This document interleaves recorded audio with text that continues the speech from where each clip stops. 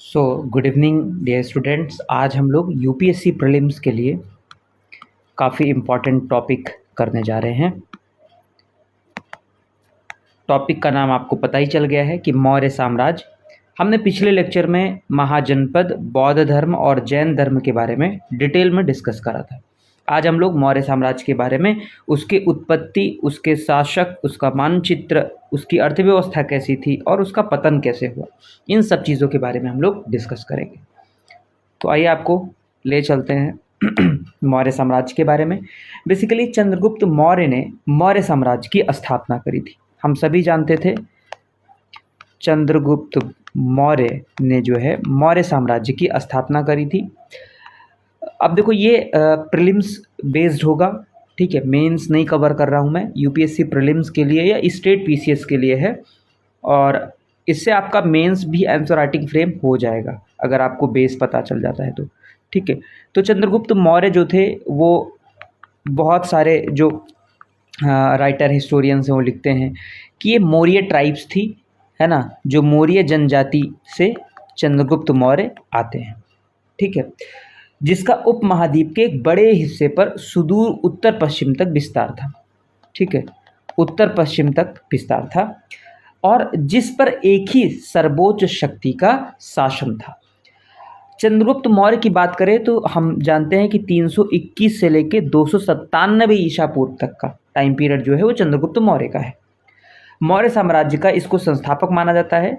सिकंदर से प्रेरित होकर चंद्रगुप्त ने एक सेना का निर्माण किया और वर्तमान पूर्वी भारत में स्थित मगध में नंदों की शक्ति को, मगध में जो नंद की शक्ति थी उसको हराकर, उसको पराजित करके जो है आपने देखा कि मौर्य साम्राज्य की स्थापना होती है। राजा बनने के बाद चंद्रगुप्त ने बल प्रयोग और गठबंधनों के माध्यम से अतिरिक्त भूभागों पर कब्जा कर लिया।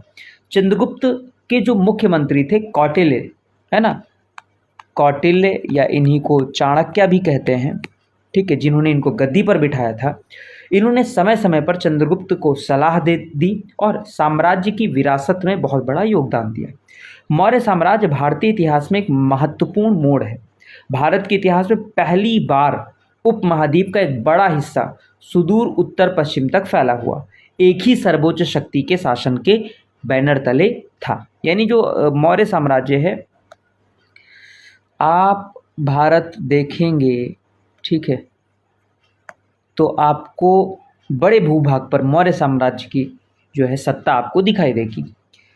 अब पता कहाँ से चलता है कि मौर्य काल के स्रोत क्या क्या है, कहाँ कहाँ से पता चलता है कि जो मौर्य काल है उसकी जानकारी कहाँ कहाँ से मिलती है। तो पहली चीज़ तो कौटिल्य के अर्थशास्त्र से मिलती है, कौटिल्य के अर्थशास्त्र से, ऑलराइट।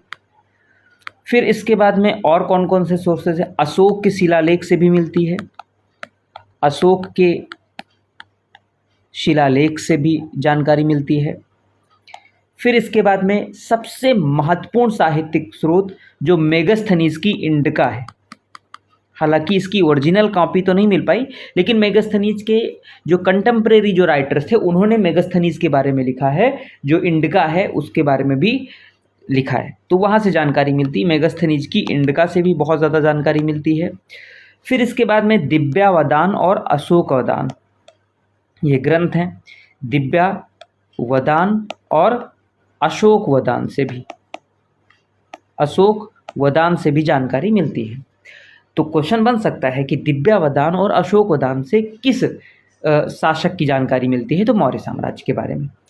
फिर इसके बाद में और कहाँ कहाँ से जानकारी मिलती है, तो हम देखते हैं कि श्रीलंका के बौद्ध इतिहास ग्रंथों में, बौद्ध इतिहास जो उसका ग्रंथ है जिसको कहते हैं महावंश, ऑलराइट, दीपवंश, और पुराणों में, जो पुराण है वहाँ के, ठीक है, पुराणों में सूचीबद्ध राजा शामिल थे, ठीक है। फिर इसके बाद में और कहाँ कहाँ से मिलती है, तो बुलंदी बाग और कुमराहर के पुरातात्विक जो अवशेष हैं, बुलंदी बाग और, मैं लिख दे रहा हूँ, बुलंदी बाग और कहाँ कहाँ से, जो कुमराहर के पुरातात्विक अवशेष जो हैं जो कि पाटलिपुत्र राजधानी में है, वहाँ से संबंधित है। वहाँ से भी मौर्य साम्राज्य के बारे में हमको जानकारी मिलती है। ठीक है, आई होप इतना समझ में आया होगा। अब हम थोड़ा सा देखेंगे इनके शासक के बारे में। अब इनके शासक के बारे में थोड़ा सा हम आपको लेके चलते हैं। तो शासक कौन कौन से हुए, थोड़ा शासक के बारे में भी हम लोग आइए एक बार नज़र डालते हैं। ठीक है,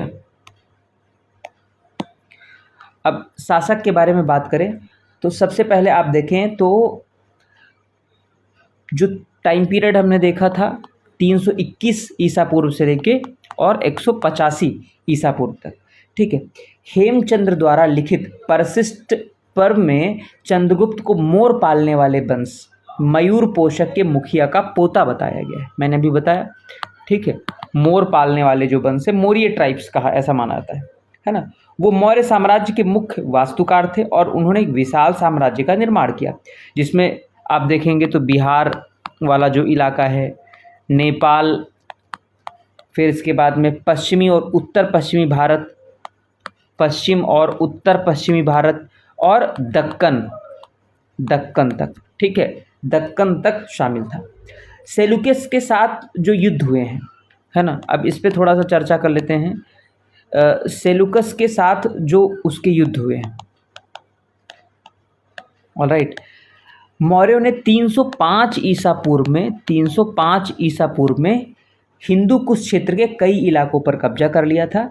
इन क्षेत्रों पर सिकंदर द्वारा अपने अभियान के दौरान नियुक्त किए गए छत्रप यानी जो उस समय के गवर्नर होते थे, ठीक है, गवर्नरों, है ना, का शासन था।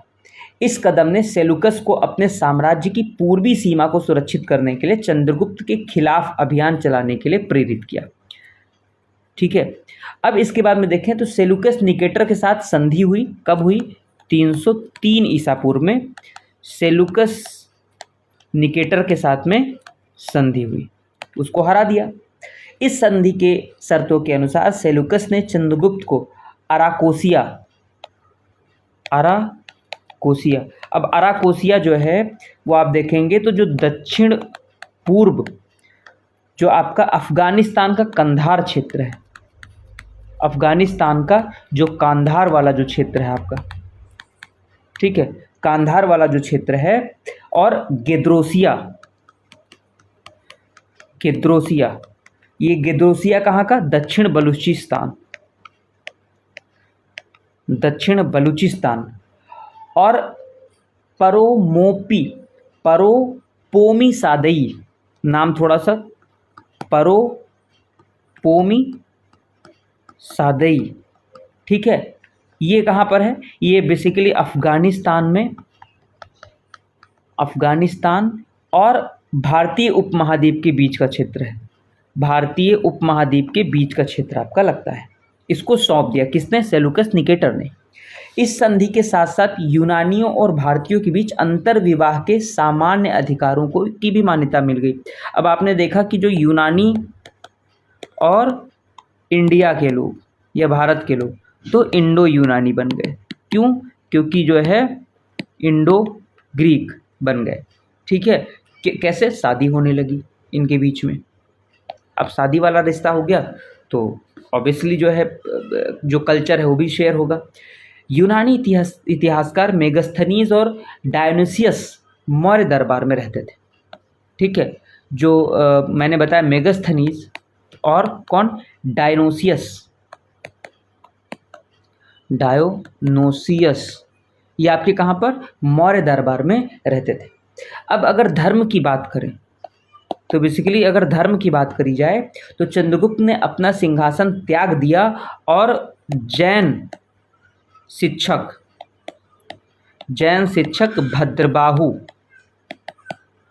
भद्रबाहु के शिष्य बन गए। यानी अंत समय में जो मौर्य साम्राज्य था, जो चंद्रगुप्त मौर्य थे, उन्होंने जैन धर्म को अपना लिया और भद्रबाहु के शिष्य बन गए। ठीक है, ये था तुम्हारा मौर्य जो है चंद्रगुप्त मौर्य के बारे में। इतना क्लियर हुआ? ओके, अब हम लोग देखेंगे बिंदुसार के बारे में। ठीक है, बिंदुसार के बारे में अब हम लोग बात करेंगे।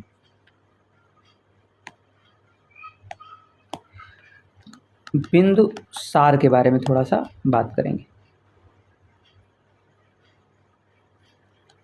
बिंदुसार के बारे में बात करेंगे। इनका टाइम पीरियड आप देखेंगे तो 297 ईसा पूर्व से लेके 273 ईसा पूर्व तक का टाइम पीरियड है। ठीक है। अब महाभाष्य में चंद्रगुप्त के उत्तराधिकारी को अमित्रघात या शत्रुओं का संहारक के रूप में इसको वर्णित किया जाता है। महाभाष्य में चंद्रगुप्त के उत्तराधिकारी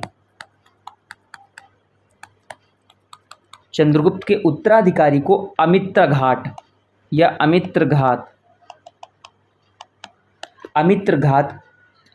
का मतलब क्या होता है? शत्रुओं का संहारक, शत्रुओं को मारने वाला, दमन करने वाला, उसके रूप में इसको वर्णित किया जाता है। ठीक। अब देखा जाए तो अगला पॉइंट इसके बारे में, यूनानी ग्रंथों में उन्हें अमित्रोचेट्स कहते हैं। यूनानी जो ग्रंथ आपके हैं उसमें क्या बोलेंगे? अमित्रोचेट्स इसको कहा गया है। ठीक है। अब अगर बात करें तो अगर इनके विजयों के बारे में बात करें, ठीक है, इनके विजय अभियानों के बारे में बात करें तो उन्होंने 16 राज्यों को जो है मौर्य साम्राज्य के अधीन कर लिया और इस प्रकार लगभग पूरे भारतीय महाद्वीप पर विजय प्राप्त कर ली। जो पूरा भारतीय महाद्वीप आपका था, क्लियर, उस पर जो है भारत का कब्जा हो गया। ऑलराइट। अब देखें तो उन्होंने 2 समुद्रों के बीच की भूमि अर्थात जो अरब सागर और बंगाल की खाड़ी पर विजय प्राप्त कर लिया। ये अरब सागर वाला पूरा इलाका और ये बंगाल की खाड़ी वाला पूरा इलाका, बंगाल की खाड़ी वाला जो इलाका था उस पर विजय प्राप्त कर ली। ठीक है। उन्होंने साम्राज्य का जो विस्तार था वो दक्कन क्षेत्र तक जारी रखा। ठीक है। ये पूरा साउथ वाला जो पार्ट है यहाँ तक भी आपको कवर करते हुए मिलेंगे। ठीक है। यानी कर्नाटक तक पहुँच गए वो।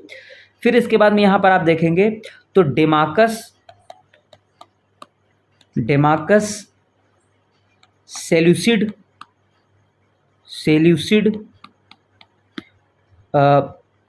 सम्राट एंटिओकस प्रथम का बिंदुसार के दरबार में राजदूत था। डेमाकस जो था, सेल्यूसिड सम्राट एंटिओकस प्रथम का बिंदुसार के दरबार में राजदूत था। धर्म के बारे में बात करें तो जो इनका धर्म था बिंदुसार का, ये आजीवक संप्रदाय में शामिल हो गए। मक्खाली घोषाल, ठीक है, आजीवक संप्रदाय में शामिल। तो जो इससे रिलेटेड फैक्ट था वो हमने बता दिया। ठीक है। अब इसके बाद बारे में हम बात करेंगे जो इम्पोर्टेंट है। ठीक है। अब हम बात करेंगे अशोक के बारे में। ठीक है। अशोक के बारे में हम लोग बात करेंगे। ठीक। अशोक के बारे में अब हम लोग बात करेंगे। ठीक है। अशोक के बारे में अगर बात करें तो इनका जो टाइम पीरियड है ये है 272 ईसा पूर्व से लेकर 232 ईसा पूर्व तक। 272 ईसा पूर्व से लेकर 232 ईसा पूर्व तक। अपने पिता के शासनकाल के दौरान उन्हें तक्षशिला और उज्जैन का वायसराय नियुक्त किया गया। ठीक है। तक्षशिला और कहाँ के? उज्जैन का ये कौन था? वायसराय था। ठीक, वायसराय इसको नियुक्त किया गया। वो अपने शिलालेखों में के माध्यम से अपनी प्रजा के साथ सीधा संपर्क बनाए रखने वाला पहला शासक है। अशोक के नाम के बारे में बात करें तो आप सबसे पहले जो अशोक का नाम कहाँ पर मिलता है तो मास्की इंस्क्रिप्शन, मास्की अभिलेख में। ठीक है। मास्की अभिलेख में सबसे पहले देवानाम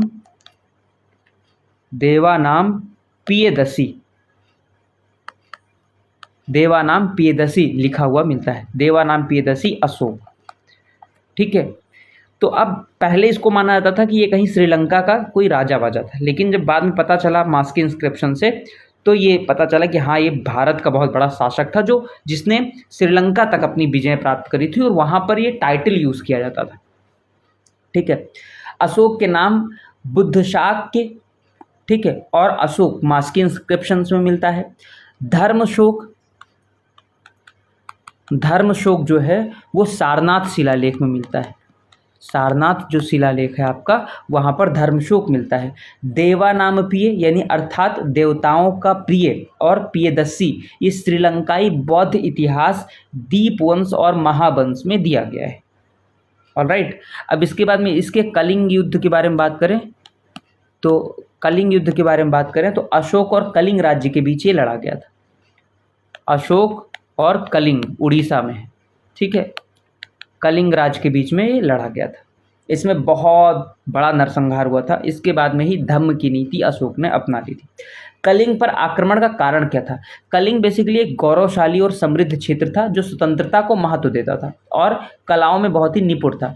कलिंग में कुछ महत्वपूर्ण बंदरगाह थे, है ना, क्योंकि समुद्र किनारे था, ठीक है, और एक शक्तिशाली नौसेना भी थी।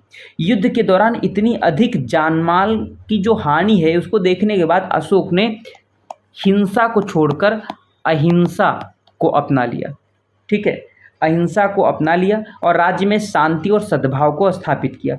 अगर इसके धर्म के बारे में बात करें तो इसने जो है बौद्ध धर्म का समर्थन किया। हालांकि अपनाया नहीं अपनाया वो अलग बात है, बौद्ध धर्म का इसने समर्थन किया। पाटलिपुत्र में इसने थर्ड जो है बौद्ध काउंसिल, बौद्ध परिषद का जो है आयोजन किया था। थर्ड बौद्ध परिषद का इसने आयोजन किया। इसके बाद में इसने धम्म को इंट्रोड्यूस किया। धम्म का शब्द का संस्कृत शब्द धर्म का एक प्राकृतिक रूप है, धर्म का ही प्राकृतिक रूप धम्म है, ठीक है, यानी अहिंसा जो है अपनाना, बूढ़े बुजुर्गों की जो है सेवा करना, कई चीज़ें जो है 4-5 चीज़ें जो है धम्म में इसने इंक्लूड किया। और धम्म के प्रचार के लिए इसने जो है एक ऑफिसर अपॉइंट किए, ठीक है। अशोक के शिलालेख मुख्य रूप से पूरे साम्राज्य के लोगों को धम्म के सिद्धांतों को समझाने के लिए लिखे गए थे। अशोक का धम्म कोई विशिष्ट धार्मिक विश्वास या प्रथा नहीं थी, ठीक है, ऐसा नहीं था कि ये सिर्फ बौद्ध धर्म से जुड़ा हुआ था, उसका धम्म ही था, धर्म का ही प्राकृत रूप था धम्म। अब इसके बाद में आता है दशरथ। नेक्स्ट जो रूलर है वो है दशरथ। इसके बारे में भी थोड़ा सा जान लेते हैं, दशरथ के बारे में थोड़ा सा जान लेते हैं। दशरथ के बारे में थोड़ा अगर बात करें तो इसका जो टाइम पीरियड है वो है 232 ईसा पूर्व से लेकर 224 ईसा पूर्व, 232 से लेकर 224। वो मौर्य वंश का अंतिम शासक था जिसने शाही शिलालेख जारी किया था, ठीक है, शाही शिलालेख जारी किया, क्लियर। उनके शासनकाल के दौरान साम्राज्य के कई क्षेत्र उनसे अलग हो गए। अब अगर धर्म की बात करें, इसका धर्म क्या रहा, तो अशोक की धार्मिक और सामाजिक प्रथाओं को इसने जारी रखा। जो अशोक ने काम किया वही आगे इसने जारी रखा। अब इसके बाद में अगला जो शासक है वो है संप्रति, ठीक है, अगला जो शासक हम लोग देखेंगे वो है संप्रति, ठीक है। इसका टाइम पीरियड है 224 से लेकर 215 ईसा पूर्व तक, ठीक है। जैन ग्रंथ परशिष्ट पर्वन के अनुसार संप्रति ने, नाम याद रखना, परशिष्ट पर्वन के अनुसार संप्रति ने पाटलिपुत्र और उज्जैन दोनों पर शासन किया। उन्होंने अशोक की मृत्यु के बाद विघटित हुए जो सौराष्ट्र, ठीक है, प्लस जो आपका महाराष्ट्र वाला जो रीजन है, उसके बाद में जो आपका आंध्र प्रदेश वाला रीजन है और मैसूर, ठीक है, इन प्रांतों को फिर से इसने जीत लिया। जैन धर्म में इसका बहुत बड़ा योगदान था। धर्म की बात करें तो बेसिकली जैन धर्म के लिए इसने बहुत बड़ा अपना समर्थन दिया। उन्हें पूर्वी भारत में जैन धर्म के संरक्षण और प्रसार के प्रयासों के लिए जाना जाता है। उन्होंने भिक्षुओं के लिए बर्बर देशों की यात्रा करना संभव बनाया। वह सुहिस्त सुरीजी के शिष्य थे। जो संप्रत था ये किसके शिष्य थे? सुहस्ती सुरीजी, नाम याद रखना, सुहस्ती सुरीजी के शिष्य थे। कल्पसूत्र भाष्य में संप्रति का उल्लेख आंध्र, द्रविड़, महाराष्ट्र और कुर्ग को जैन भिक्षुओं के लिए सुरक्षित बनाने के रूप में किया गया है। ठीक है, तो अब अगर बात करें तो अगला जो अंतिम सम्राट था वो था बृहदर्थ। इसके बीच में और भी 2-3 थे, जैसे आप देखेंगे तो यहाँ पर शालिशुका था, है ना। शालिशुका का टाइम पीरियड है 215 से 202, 215 से 202। ठीक है, गार्गी संहिता के युग पुराण खंड में उनका उल्लेख एक झगड़ालू अधर्मी शासक के रूप में किया गया है। फिर इसके बाद में आता है जो शासक आता है वो आता है देववारमन। पुराणों के अनुसार वो शालिशुका का उत्तराधिकारी था और उसने 7 वर्षों तक शासन किया। फिर इसके बाद में आता है आपका शतधन्वन। पुराणों के अनुसार शतधन्वन देववर्मन मौर्य का उत्तराधिकारी बना। उनके शासनकाल के दौरान बाहरी और पड़ोसी राज्यों के आक्रमण के कारण साम्राज्य ने अपने कुछ क्षेत्र खो दिए। इसके बाद में जो आपका लास्ट आता है या आपका आता है बृहदर्थ। ठीक है, इसका टाइम पीरियड है 187 से लेकर 185 ईसा पूर्व तक। 187 से लेकर 185। बृहदर्थ जो था वो मौर्य वंश का अंतिम सम्राट था। कुछ सूत्रों के अनुसार उनकी हत्या उनके ब्राह्मण सेनापति पुष्यमित्र शुंग ने कर दी थी। ठीक है, ब्राह्मण सेनापति पुष्यमित्र शुंग ने कर दी थी। ठीक है, जिन्होंने आगे चलकर शुंग साम्राज्य की स्थापना करी। आई होप आपको क्लियर समझ में आया होगा। तो अगर आप देखें यहाँ पर तो जो मौर्य साम्राज्य का अगर आपको मैप नज़र आए तो यहाँ पर कुछ ये वाला रीजन पूरा मौर्य साम्राज्य का। ठीक है, यहाँ तक आपको मौर्य साम्राज्य दिखाई देगा। साउथ तक थोड़ा सा नीचे नहीं हो पाया वो। ठीक है, दक्कन तक था। क्लियर, तो ये था मौर्य साम्राज्य का पूरा मैप। अब अगर बात करें कुछ और इम्पोर्टेंट फैक्ट की जो आपके एग्जाम के पॉइंट ऑफ व्यू से बहुत इम्पोर्टेंट है, तो मौर्य साम्राज्य का जो समाज और धर्म कैसा था। समाज और धर्म, ठीक है, मौर्य समाज का जो समाज था वो और धर्म कैसा था। मेगस्थनीज और बाद के यूनानी लेखकों ने मौर्य काल के भारतीय समाज को 7 अलग अलग समूह में विभाजित किया। कौन कौन से समूह? पहले थे दार्शनिक, फिर इसके बाद थे कृषक, इसके बाद में थे आपके शिकारी, फिर और शिकारी और चरवाहे एक ही में थे, कारीगर और व्यापारी, इसके बाद में निरीक्षक या जासूस और राजा के सलाहकार। ये 7 वर्गों में विभाजित था। ये जो व्यवसाय थे उसने बताया है कि ये वंशानुगत थे। विभिन्न समूहों के बीच अंतर विवाह की अनुमति नहीं थी।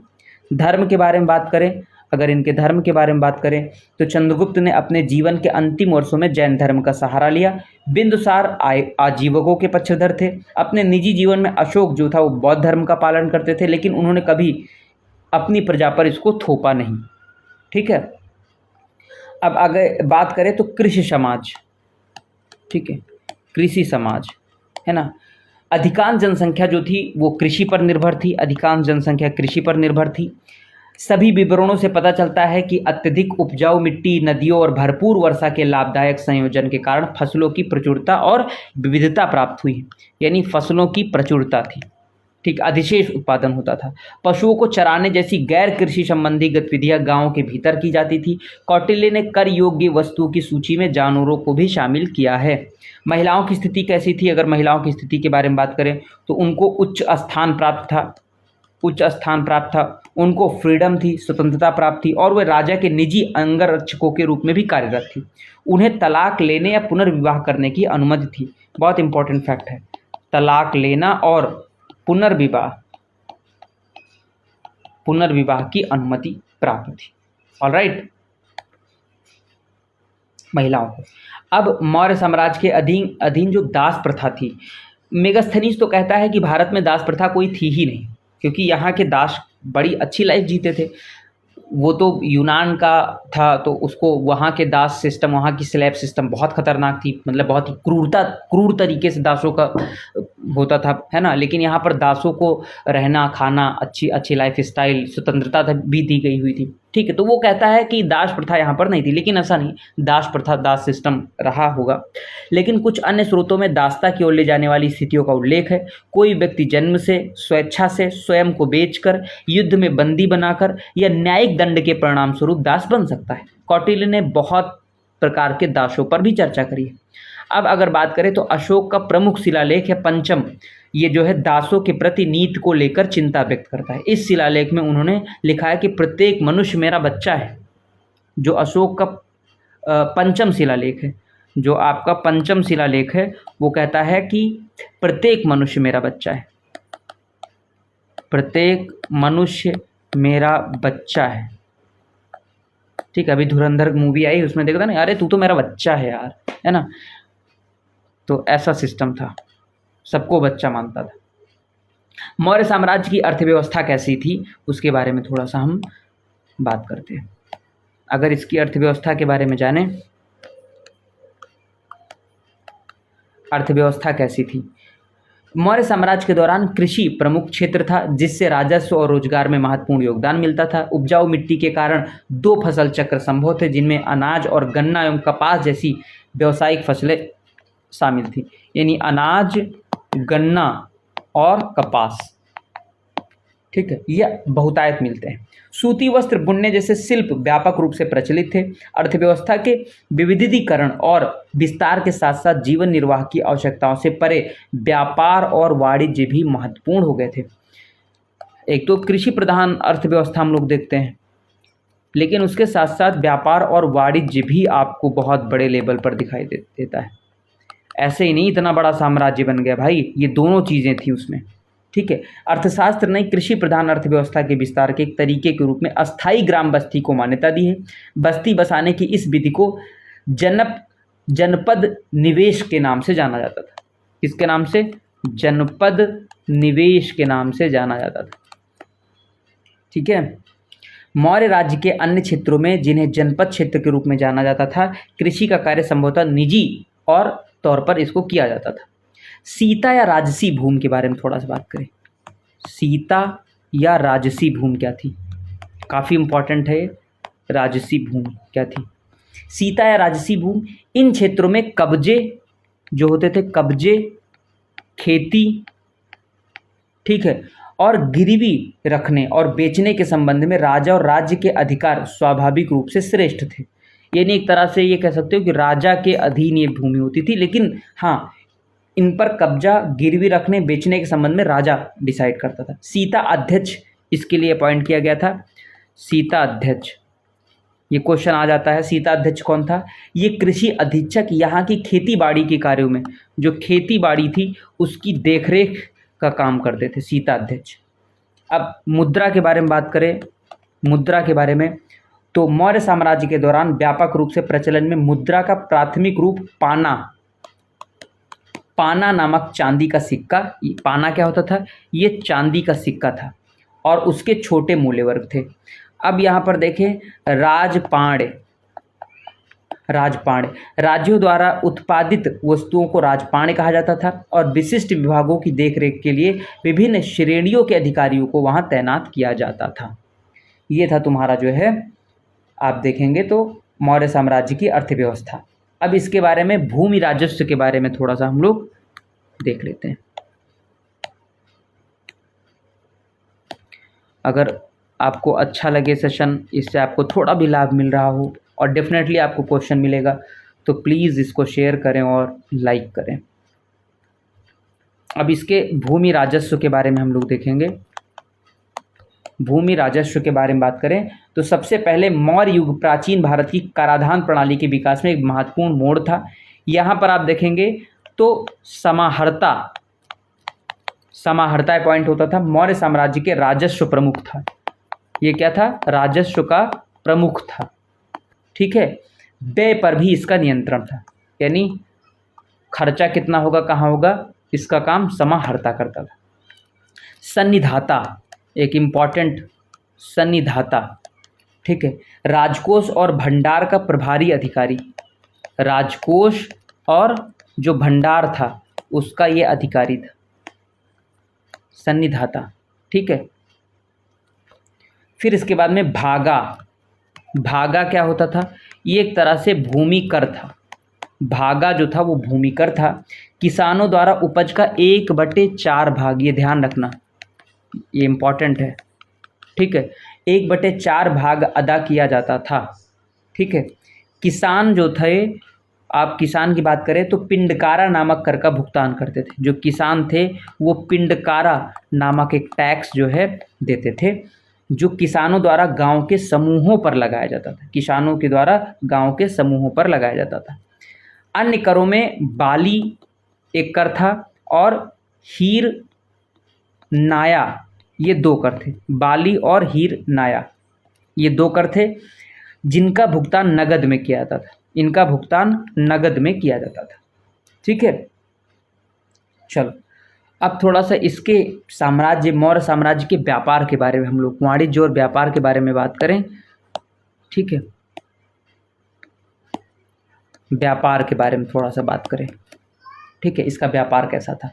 तो जातक कथाओं में अक्सर कारवां व्यापारियों द्वारा देश के विभिन्न हिस्सों में बड़ी मात्रा में सामान ले जाने का उल्लेख है। जो जातक कथाएं थी, ठीक है, जो जातक कथाएं थी उसमें कारवां व्यापारियों द्वारा देश के विभिन्न हिस्सों में बड़ी मात्रा में सामान ले जाया जाता था। व्यापार मार्ग क्या था, बेसिकली जो व्यापार मार्ग था वो कौन सा, उसके बारे में थोड़ा सा देखें तो उत्तरी भारत में प्रमुख व्यापार मार्ग गंगा नदी और हिमालय की तलहटी, गंगा नदी और हिमालय की तलहटी वाला जो रीजन ये लोग चुनते थे, इसके किनारे स्थित थे। मेगास्थनीज ने उत्तर पश्चिम को पाटलिपुत्र से जोड़ने वाले एक भूमि मार्ग का भी उल्लेख किया है। उसने कहा है कि उत्तर पश्चिम कौन सा है, ये ईस्ट वेस्ट नॉर्थ साउथ, उत्तर पश्चिम यानी ये वाला जो क्षेत्र है, ठीक है, उत्तर पश्चिम। तो उसने कहा है कि पाटलिपुत्र यानी यहाँ से एक रोड, यानी ये इंडिया है तुम्हारा, ठीक है, तो यहाँ से इस तरफ जो बिहार वाला रीजन है, ठीक है, और उत्तर पश्चिम वाला रीजन, इसको जोड़ने के लिए एक रोड भी बनाई गई थी, एक भूमि मार्ग का भी जो है उल्लेख करता है। यह मार्ग दक्षिण में मध्य भारत और दक्षिण पूर्व में कलिंग से जुड़ा हुआ था। ये पूर्वी मार्ग अंततः दक्षिण की ओर मुड़कर आंध्र प्रदेश और कर्नाटक तक, इधर तक आप देखेंगे तो चला जाएगा, ठीक है। तक्षशिला जो था इस्लामाबाद के पास है, यानी भारत में ही था, तब पश्चिमी देशों तक जाने का जमीनी मार्ग था, ठीक है। राज्य की पहल पर घाटियों के आसपास के जंगलों को साफ किए जाने के बाद नदी परिवहन में सुधार होने से आंतरिक व्यापार काफी लाभदायक साबित हुआ। मौर्य काल में कारीगरों को संघों के आधार पर संगठित किया गया। इनमें से कुछ प्रमुख संघ थे, जैसे धातुकर्मी बढ़ई, धातुकर्मी यानी सोनार जो होते थे, फिर इसके बाद में बढ़ई, ठीक है, आपको कुम्हार मिलेंगे, फिर चमड़े का काम करने वाले लोग मिलेंगे, चमड़े का जो काम करते थे, फिर चित्रकार भी मिलेंगे आपको, है ना, फिर वस्त्र निर्माता जो थे, टेलर, है ना, ये सब आपको मिलेंगे। राज्य में कुछ कारीगर कार्यरत थे, जैसे कवच निर्माता, जहाज निर्माता और पत्थर निर्माता। उन्हें करों से छूट प्राप्त थी क्योंकि वे राज्य के लिए अनिवार्य श्रम सेवाएं प्रदान करते थे। राज्यों के लिए काम करने वाले अन्य कारीगरों पर कर लगता था, जैसे सूत काटने वाले, बुनकर, खनिक, इन पर कर लगता था, ठीक है। अब कुछ अधिकारी हैं, कुछ इंपॉर्टेंट अधिकारी हैं, जैसे पहला है पाणाध्यक्ष, पाणाध्यक्ष, ठीक है। पाणाध्यक्ष कौन था, वाणिज्य अधीक्षक, जिसका काम वस्तुओं की कीमतें, वस्तु की जो है कीमतों को निर्धारण करने का, कि कौन सी वस्तु कितने में बिकेगी, ठीक है। फिर दूसरा था संस्थाध्यक्ष, संस्थाध्यक्ष, ठीक है। संस्थाध्यक्ष जो था वो बाजारों की देख रेख करे और व्यापारियों की अनुचित प्रथाओं पर रोक लगाए। संस्थाध्यक्ष जो था वो बाजार नियंत्रण पर, जो बाद में अलाउद्दीन खिलजी ने देखा तुम बाजार नियंत्रण प्रणाली वाला सिस्टम अपॉइंट करा था। फिर पौतवाद व्यक्सा, ठीक है, पौतवाद व्यक्सा, ठीक है, पौतवाद वेक्सा, ये वजन और माप, ठीक, वजन और माप को जो है का अधीक्षक था ये, ठीक है। फिर इसके बाद में नवाध्यक्ष के बारे में बात करें। जो नवाध्यक्ष था, है ना, नवाध्यक्ष का काम क्या था?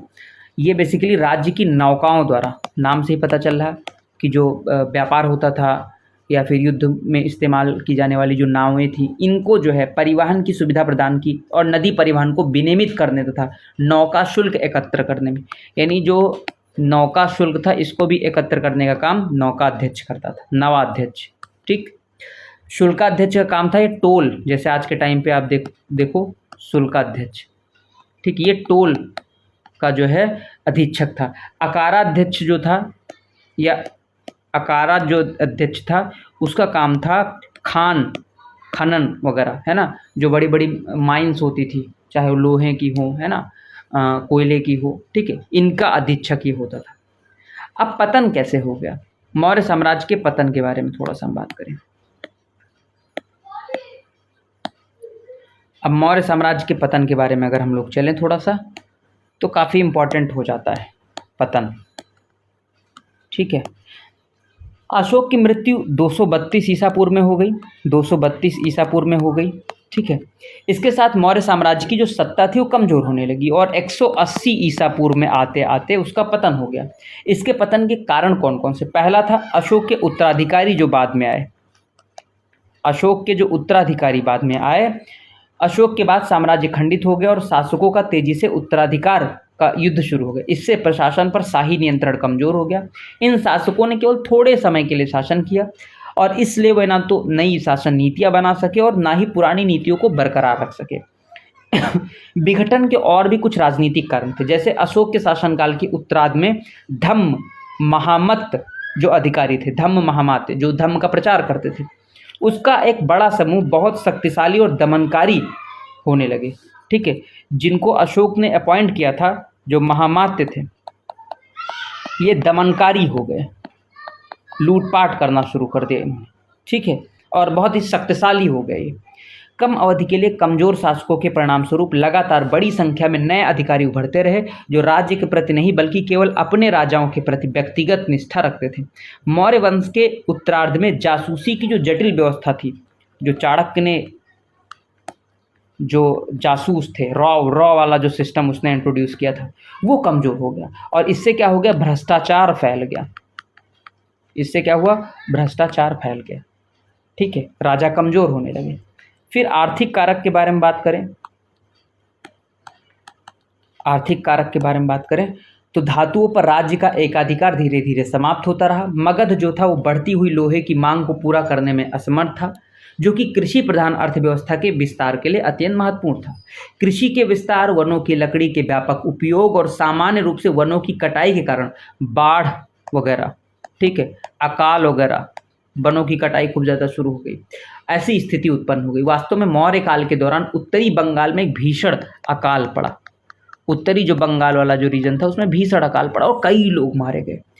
फिर इसके बाद में क्या हुआ कि जो केंद्रीकृत प्रशासनिक व्यवस्था थी, इसमें राजस्व की कमी की समस्या बढ़ गई, ठीक है। और राजस्व बढ़ाने के लिए अर्थशास्त्र ने सुझाव दिया कि अभिनेताओं, वेश्याओं आदि पर भी कर लगाया जाना चाहिए, ठीक है।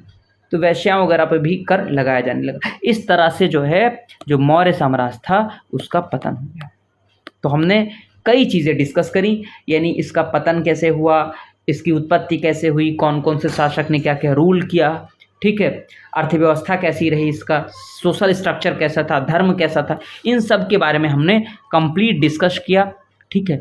और यहाँ से आपके कम से कम हर बार यूपीएससी 1 से 2 क्वेश्चन इस टॉपिक से ही पूछता है, तो काफ़ी इंपॉर्टेंट हो जाता है। अगर हिस्ट्री का फेवरेट टॉपिक है, सारे फेवरेट टॉपिक है, एंशिएंट हिस्ट्री से फेवरेट टॉपिक इनके बन जाते हैं, ठीक है।